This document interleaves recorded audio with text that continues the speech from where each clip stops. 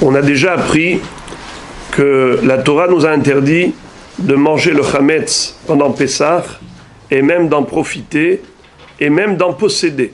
C'est la raison pour laquelle il faut l'éliminer totalement et faire l'abdikat chametz pour pouvoir faire le bi'ur chametz. La bracha c'est al bi'ur chametz. Avant de rechercher le chametz, on fait la bracha de Baruch Ata Hashem Elokeinu melech haolam asher kideshanu b'mitzvotav et tzivanu al bi'ur chametz. Hashem nous a ordonné d'éliminer le chametz. On ne dit pas asher kideshanu b'mitzvotav et tzivanu al bedikat chametz, que Dieu nous a ordonné de rechercher le chametz.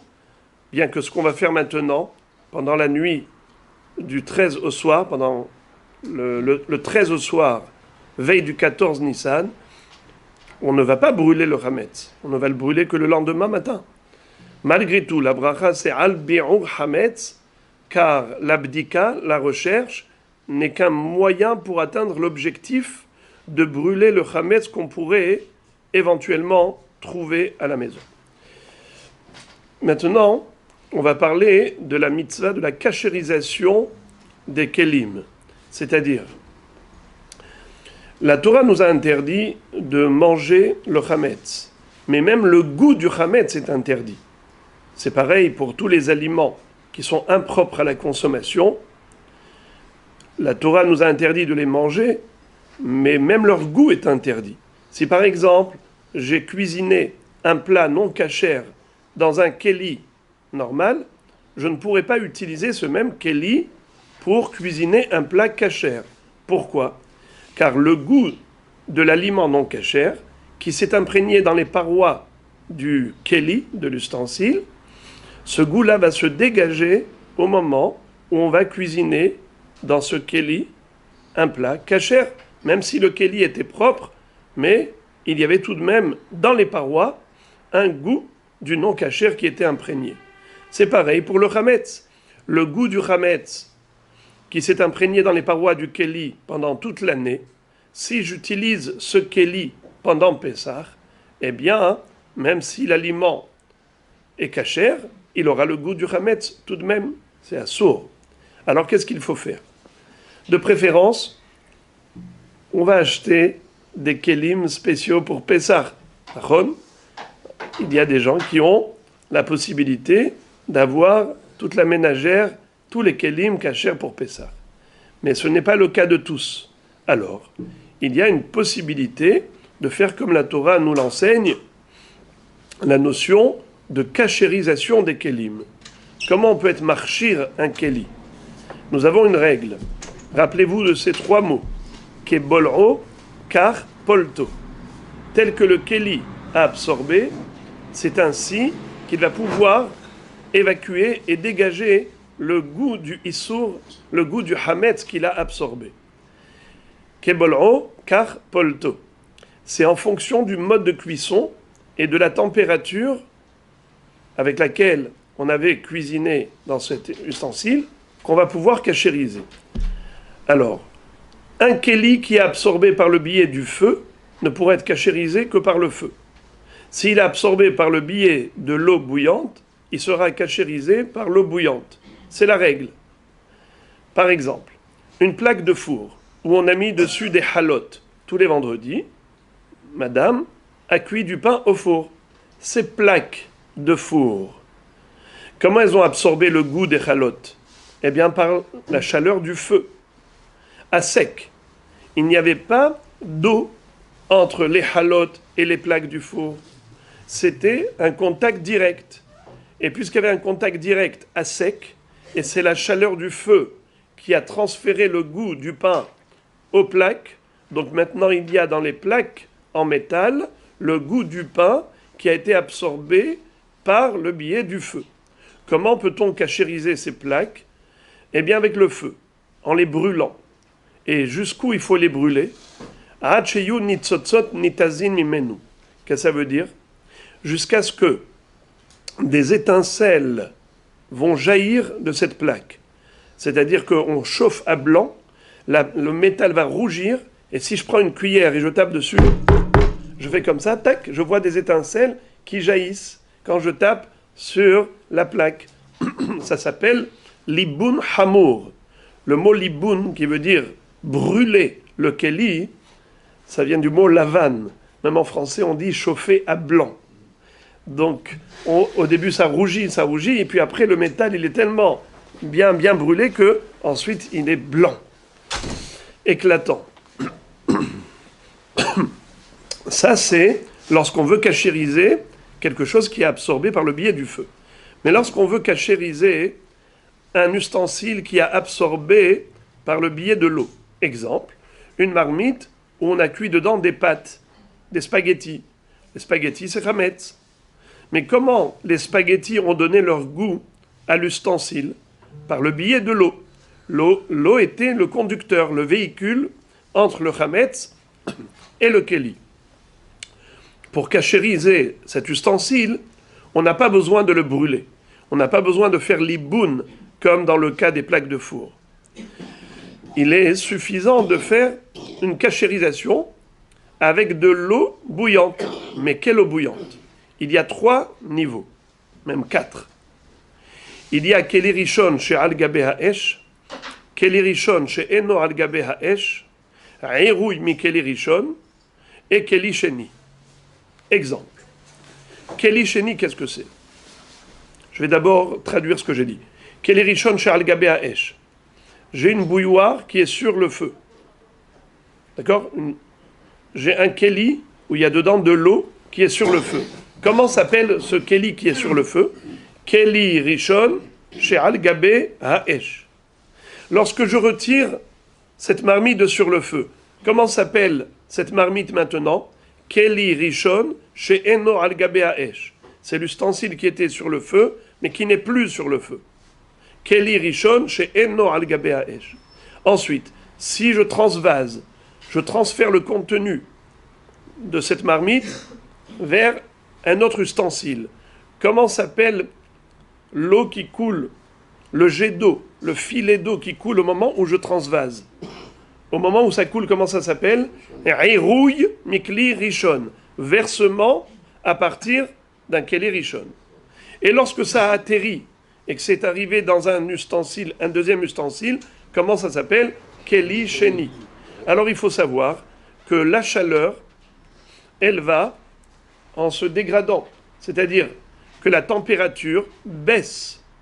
Quand j'ai un keli qui est sur le feu, il atteint l'ébullition. L'eau est bouillante. C'est très chaud. Quand je retire le keli du feu, il n'y a plus d'ébullition. Mais l'eau est encore très chaude. Quand je transvase cette eau, le filet d'eau, quand il est en l'air, est-ce qu'il est aussi chaud que quand il était dans la marmite? Non, parce qu'il y a un refroidissement de l'eau chaude par l'air. Donc déjà, il y a un premier refroidissement. Quand cette eau, elle atterrit dans un keli sheni, où les parois étaient froides, comment elle va être cette eau? Encore plus froide. Pourquoi? Parce qu'elle sera refroidie, premièrement, par l'air, et deuxièmement, par la froideur des parois du keli sheni. Donc l'eau, elle est encore plus froide. Quand on veut cachériser un keli, on peut se suffire de la température avec laquelle il a absorbé. Je prends un exemple. Moi, j'ai mangé une soupe de vermicelle. J'ai mangé une soupe de vermicelle. Où est-ce qu'elles étaient ces vermicelles? Dans une assiette. Ma cuillère, elle a absorbé le goût des vermicelles qui sont hametz. Mais dans quelle température? Dans un keli sheni. Car l'assiette, qu'est-ce qu'elle était? Keli sheni. J'avais la soupière, plutôt la marmite de soupe qui était sur le feu, c'était keli rishon, al gabe ha'esh. Ensuite, j'ai retiré la marmite de soupe, je l'ai posée ici. Ça s'appelle keli rishon sheno al gabe ha'esh. Ensuite, j'ai versé du keli rishon à l'assiette au keli sheni. Donc maintenant, la soupe, elle est keli sheni. Ma cuillère, quand j'ai mangé avec, qu'est-ce qu'elle était? Ça veut dire elle a absorbé le goût du hametz dans quel keli? Keli sheni. Maintenant, pour cachériser cette cuillère pour Pessah, comment je fais? Est-ce que j'ai besoin de la mettre dans une marmite qui est sur le feu? Pas obligé. Qui peut le plus, peut le moins. C'est sûr que si je la mets dans une marmite qui est sur le feu, qui est bouillante, c'est sûr que ça cachérise. Mais je n'ai pas besoin. Je peux prendre par exemple ma bouilloire électrique, après qu'elle a chauffé, elle est arrivée à ébullition, je verse l'eau dans une barquette ou dans une assiette et je mets ma cuillère dedans. Ma cuillère, elle est cachère? Oui. Comment? Kebol'o, kar polto. Tel que elle a absorbé cette cuillère, ainsi elle va dégager son goût. Le goût va s'évacuer. Et ça marche. Pourquoi? Elle a absorbé Bekli Sheni. Comme elle a absorbé le goût du Hametz dans une assiette, eh bien, ce goût va être évacué aussi par le biais de Keli Sheni. Quand je la trempe dans une assiette, elle sera cachère. You understand? Donc, on a appris un principe. Kebol'o, kar polto. Maintenant, il y a un autre principe. Soit on en parle maintenant, soit on le développe demain. C'est le principe de En holchin bakeli et la ahar rov tashmishu. Ça veut dire, pour définir si un keli, il est absorbé par le feu ou il est absorbé par l'eau, on va d'après la majorité de son utilisation. Allez, on va en parler maintenant. Si par exemple, la cuillère, au lieu de boire avec ma soupe, il m'est arrivé une fois de remuer la soupe sur le feu. Vous entendez? J'ai remué la soupe sur le feu avec ma cuillère, d'accord? Je vous pose une question, devinette. Comment je dois cachériser ma cuillère? Est-ce qu'il faut que je la trempe dans un keli qui est sur le feu, parce qu'une fois j'ai remué la marmite sur le feu, ou bien est-ce que je peux me suffire de la mettre dans une barquette d'eau où j'ai versé avec ma bouilloire? Si on reprend le raisonnement de tout à l'heure, c'est qu'il faut la... Dans la même température. Il est sur le feu.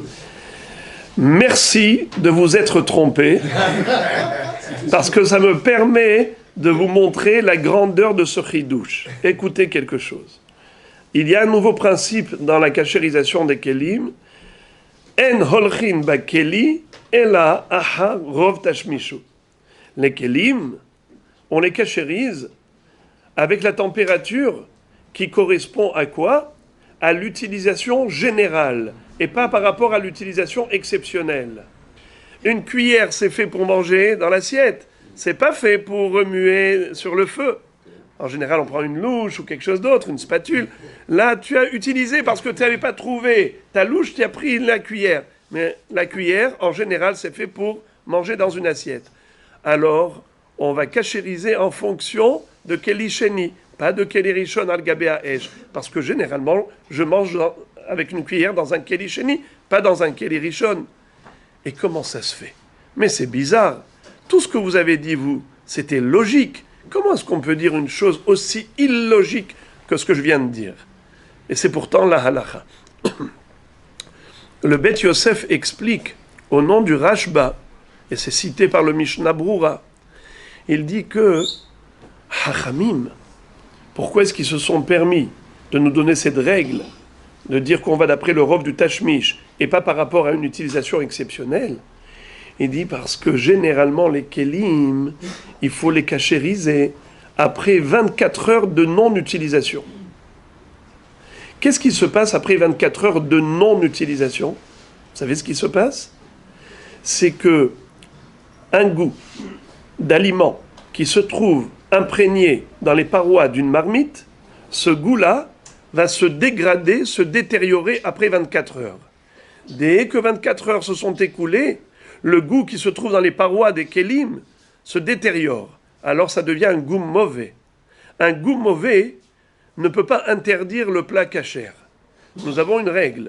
Noten ta'am lifgam kasher. Pour les Sfaradim. Noten ta'am lifgam. C'est quoi noten ta'am lifgam? Un goût mauvais qui a détérioré le plat. Est-ce que ce goût mauvais qui détériore le plat, il interdit le plat? Non.